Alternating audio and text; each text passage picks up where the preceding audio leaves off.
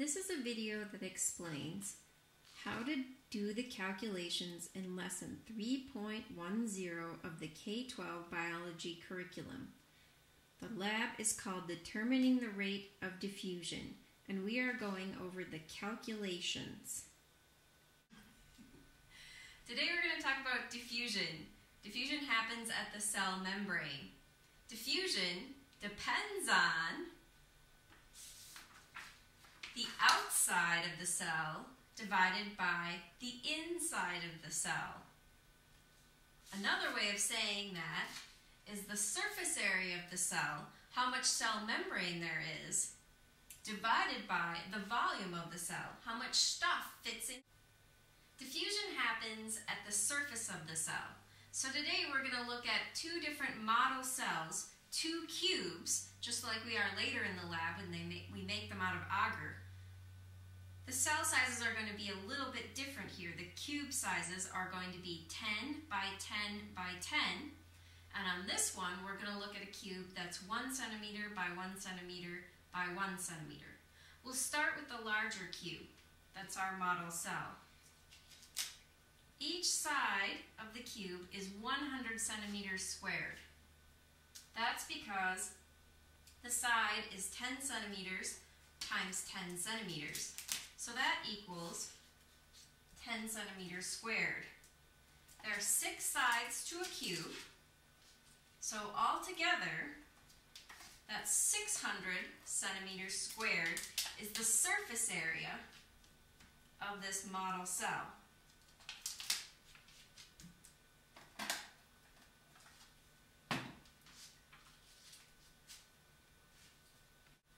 So the total surface area of the larger 10 by 10 by 10 centimeter cell, the surface area is 600 centimeters squared. Now let's talk about the volume. The volume is how much stuff fits inside the cell. The volume of a box that's 10 centimeters by 10 centimeters by 10 centimeters is about 1,000 milliliters, or 1,000 centimeters cubed. 1,000 milliliters, or 1,000 centimeters cubed, which are the same thing, is about this much. The volume of this cube can be thought of as 10 layers of this. This is a cube that's 1 centimeter by 1 centimeter by 1 centimeter. I glued 100 of those cubes on this sheet of paper. It would take a stack of 10 of these to fill up the box. So in all, it would take 1,000 of these cubes to fill up our big cube.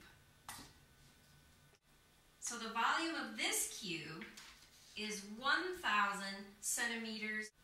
So the total surface area of the larger 10 by 10 by 10 centimeter cell, the surface area is 600 centimeters squared. Now let's talk about the volume. The volume is how much stuff fits inside the cell. The volume of a box that's 10 centimeters by 10 centimeters by 10 centimeters is about 1,000 milliliters, or 1,000 centimeters cubed. 1,000 milliliters, or 1,000 centimeters cubed, which are the same thing, is about this much. The volume of this cube can be thought of as 10 layers of this. This is a cube that's 1 centimeter by 1 centimeter by 1 centimeter. I glued 100 of those cubes on this sheet of paper. It would take a stack of 10 of these to fill up the box. So in all, it would take 1,000 of these cubes to fill up our big cube. So the volume of this big cube, this big model cell that's 10 by 10 by 10 centimeters, is 1,000 centimeters cubed. So for the big cube, if we take the surface area of the cube, that was the green squares on the outside of the cube, and we divide it by the volume, that's all the stuff that fits on the inside of the cube. It's 600 centimeters divided by 1,000 cubic centimeters. When we divide those, we get 0.6. That's the ratio of surface area to volume. That's really what we're studying in this lab. Okay. Now we're going to look at this tiny cube. This cube is 1 centimeter by 1 centimeter by 1 centimeter. It still has 6 sides, but there's 6 much tinier sides. So when we stick these up here, you're going to be able to see that the difference is pretty big between the 10 centimeter by 10 centimeter by 10 centimeter cube and the 1 centimeter by 1 centimeter by 1 centimeter cube.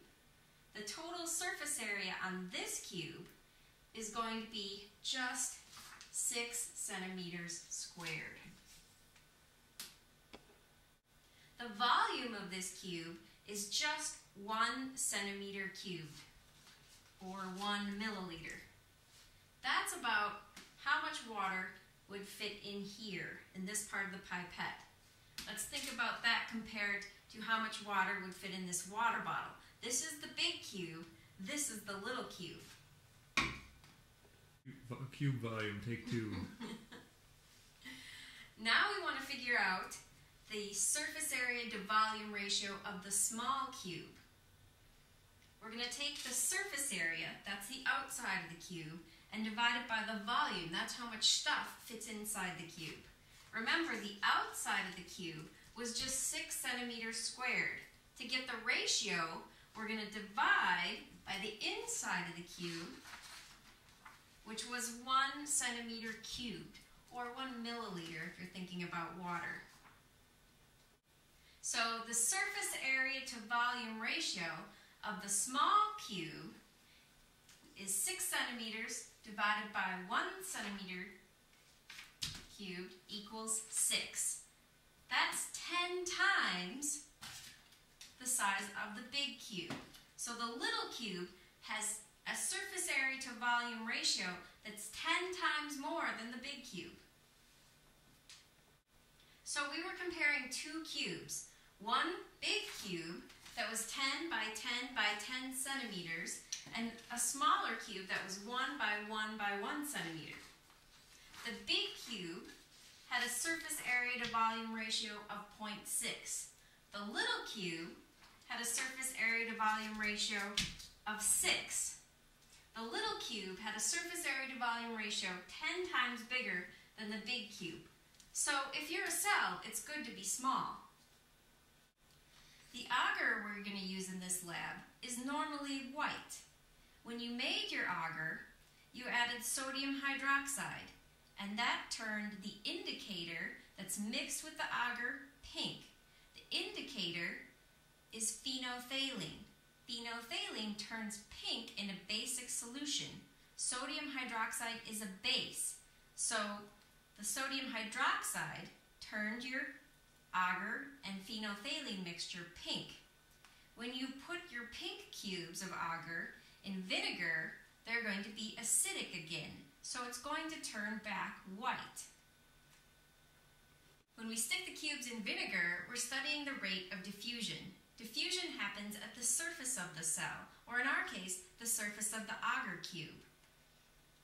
The cells in the vinegar, the cubes in the vinegar, are going to turn white when the vinegar hits the agar. As the cells, model cells, spend more time in the vinegar, more of them will turn white. How fast this happens depends on the surface area to volume ratio.